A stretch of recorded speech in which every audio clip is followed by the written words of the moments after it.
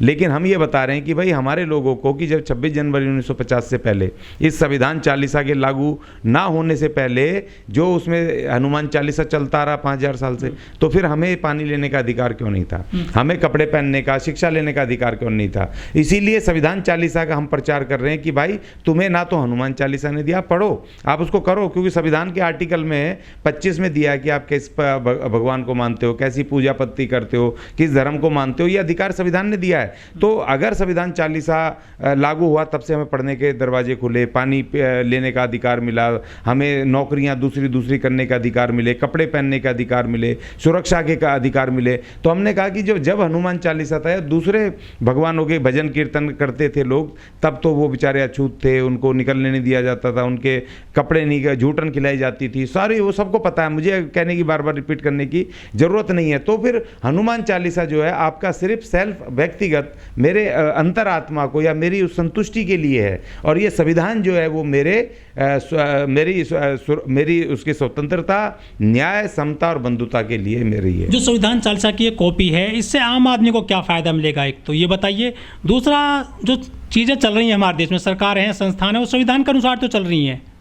नहीं, देखिए संविधान के अनुसार तो वो सिर्फ दिखावे के लिए चल रही है। मैं जब भी जाता हूँ यहाँ तक कि कोर्ट कचहरी भी बहुत बार ऐसा होता है कि वो संविधान के विरुद्ध ही इस तरह के ऑर्डर पास करने लगते हैं या बात करने लगते हैं। जैसे एक आध केस में मैं खुद भी लड़ रहा हूँ और ये पुस्तक बना दी है, 24 पेज की है, ब्लैक एंड वाइट है, क्योंकि कलर महंगी पड़ती है। तो इसका मैं एक मजमून आपको बता देता हूँ कि इसमें जो हमारा मुख्य रूप से जो इसका बेस है और जो लोग विक्टिम, जिनको कि इस देश के संविधान ने आज़ादी दी, बराबरी दी, सम्मान दिया, सब कुछ दिया, इसमें है जय संविधान ज्ञान गुण शक्ति अपार, तुम्ही भीम के अचूक हथियार, तुम्ही दिलाए ढोल गवार, शूद्र पशु नारी को अधिकार।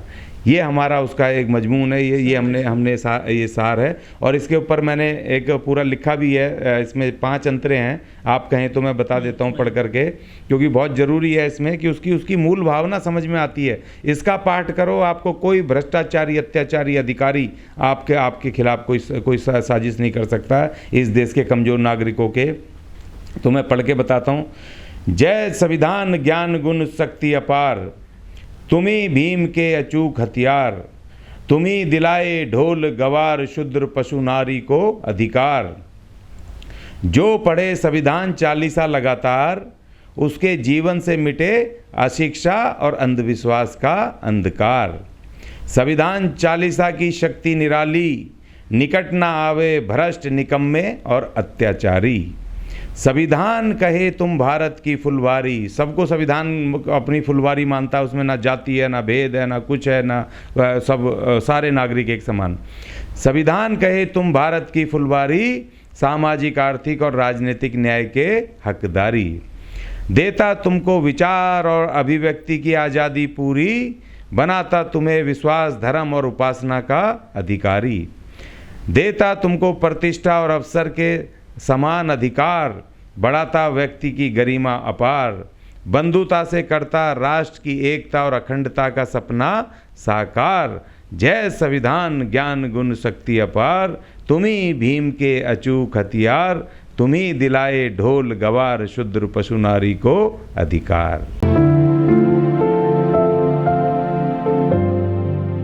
हम लगातार काम तो कर रहे थे कि अपने ट्रेड यूनियन के मोर्चे पर, सामाजिक मोर्चे पे लोगों के एट्रोसिटी के केसेस उठाना, पिछले 30-35 साल से मजदूरों के अधिकार की, नौकरी की, बोनस की, तनख्वाह की उठाना। लेकिन अचानक ख्याल आया पिछले साल से, जितने तेज़ी से हमले अब संविधान के ऊपर हुए हैं, तो अब हमें लगा कि अब संविधान पे ही बात करनी चाहिए, कोई नहीं कर रहा है, इसलिए संविधान पर अब मुझे बात करनी चाहिए। हमने अपनी टीम को बात की और हमने एक संविधान चालीसा, ये 40 पृष्ठ का 40 आर्टिकल, इसमें जो ढोल गवार, शूद्र पशु नारी के, जो इसमें 40 फंडामेंटल और डायरेक्टिव्स और मुख्य अधिकार हैं, आर्टिकल हैं, हमने हल्के हिंदी में करके पुस्तक बनाई छोटी सी, क्योंकि लोगों को पढ़ने का कम वो शौक है। तो लोगों को जानकारी नहीं है कि संविधान के बारे में देश में जो गरीब लोग हैं।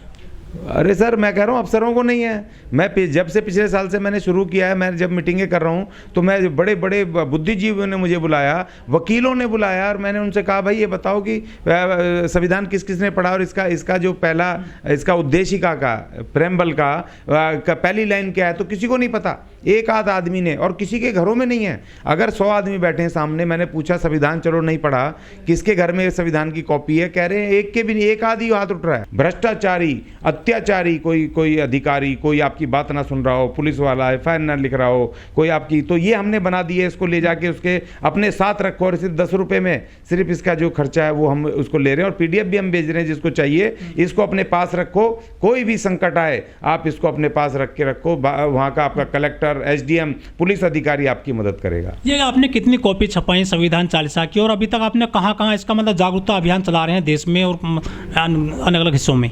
देखिए, अभी हम पीछे महाराष्ट्र से होके आए हैं। हमने 14 मई से हमने दिल्ली में जंतर मंतर से इसका उद्घाटन किया था।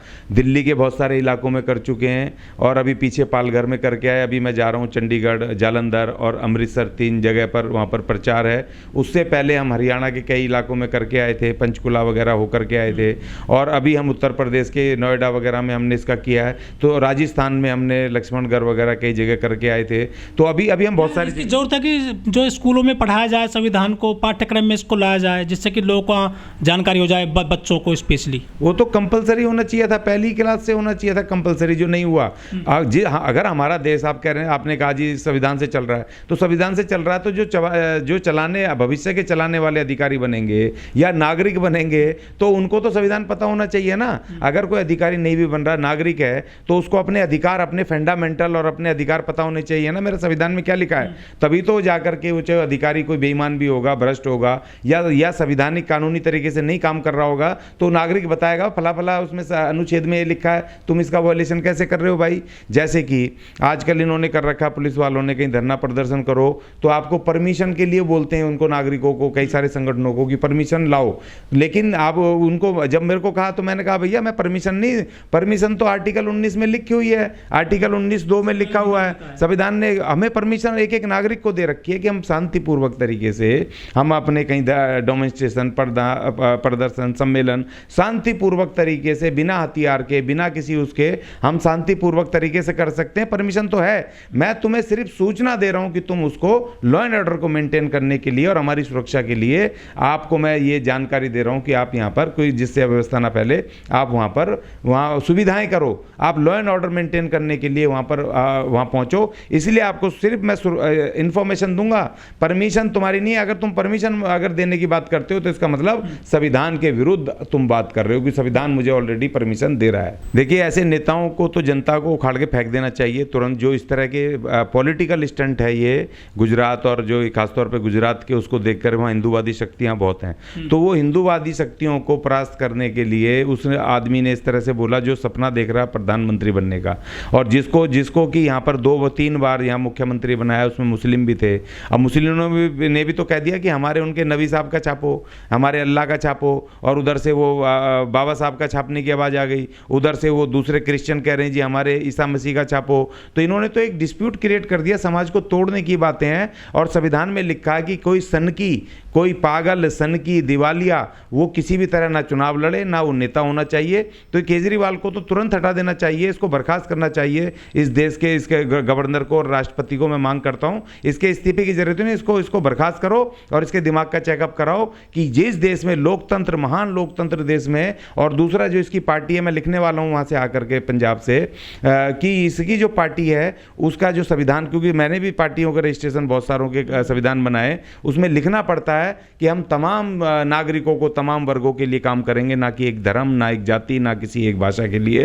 तो उसमें एफिडेविट देना पड़ता है, और इसने दिया है, तो इसको तुरंत इलेक्शन कमीशन इस पार्टी का रजिस्ट्रेशन रद्द करे, जो जिस तरह की इसने घटिया मांग की है कि भाई इस तरह से कि एक धर्म के ये प्रतीक होने चाहिए, वो धार्मिक प्रतीक हैं, उनको आप राजनीति में क्यों घसीट रहे हो। तो या तो आप सनकी हो, दिवालिया हो, या फिर आप इस देश को तोड़ने की साजिश कर रहे हो। लेकिन जो केजरीवाल जी हैं वो IRS हैं, वो IIT से पढ़े हुए हैं, मतलब क्वालिफाइड आदमी है, और वो जो नोट पे देवी देवताओं की फ़ोटो चिपकाने की बात करते हैं, बाबा साहब और भगत सिंह दोनों ने, शहीद आजम भगत सिंह दोनों ने, इन दोनों ने कहा था अपने अपने समय पर कि इस देश के मुख्य इसकी समस्या, इस देश के जो नौकरशाही है, ब्यूरोक्रेसी है, वो इसकी सबसे बड़ी समस्या है। और बाबा साहब ने तो ये कहा कि इस देश में अपने लोगों को कि तुम किसी भी तरह नौकरशाहों पर विश्वास मत करना, चाहे अपने हों पराए हों। ये IAS IRS फलाने ढिकड़े, ये सब एक नंबर, ये इस देश को खोखला कर रहे हैं। ये मैं नहीं कह रहा हूँ, ये बाबा साहब और शहीद आजम भगत सिंह ने इस देश की ब्यूरोक्रेसी के बारे में अपने अपने समय पे कहा था। तो इसलिए अगर जरूरी नहीं कि पढ़ा लिखा, तो पढ़े लिखे बहुत जातिवादी हैं। ये पढ़ा लिखा ARS और कह रहा है मैं बनिया हूँ, मतलब जातिवादी। ये कह रहा है कि मैं कट्टर, मैं राम का चेला हूँ और मैं उसका जन्माष्टमी के दिन पैदा हुआ। इनको तो मुसलमान वगैरह को तो इनको तो वोट देने नहीं चाहिए इस केजरीवाल को। इसका तो तुरंत बायकॉट करना चाहिए और इसके पोस्टर निकालने चाहिए इस तरह के नेता को, जो एक धार्मिक और एक जातिवादी बात कर रहा है। नहीं, वो कर रहे हैं। और पहली बात तो इन्होंने क्या कर दिया, 4 स्कूल बना करके जो भी डेलीगेशन आ रहे हैं फॉरेन, या जो भी प्रेस या जो भी नेता आ रहे हैं, उनको वही दिखा करके जिसमें स्विमिंग पूल और फलाना डिकड़ा 4 बनाए। 4 बना के इन्होंने 55 बेच भी दिए। पता है आपको? ये पता है 55 स्कूल इस दिल्ली के इन्होंने बेच दिए और उसमें कमरे पैसे बनाए, पैसे लगाए दिल्ली सरकार के, दिल्ली की जनता के, और उसको कमरे बनवाए और उनको लालाओं को दे रहा है, जिसकी हम लड़ाई लड़ रहे हैं। और महिला संगठन, बहुत सारी महिला संगठन है जो इसके विरुद्ध मोर्चा खोल दिया। 55 स्कूल बंद कर रहा है, मर्ज करके। 200 बच्चे हैं, 200 दूसरे मर्ज करके एक दूसरे में।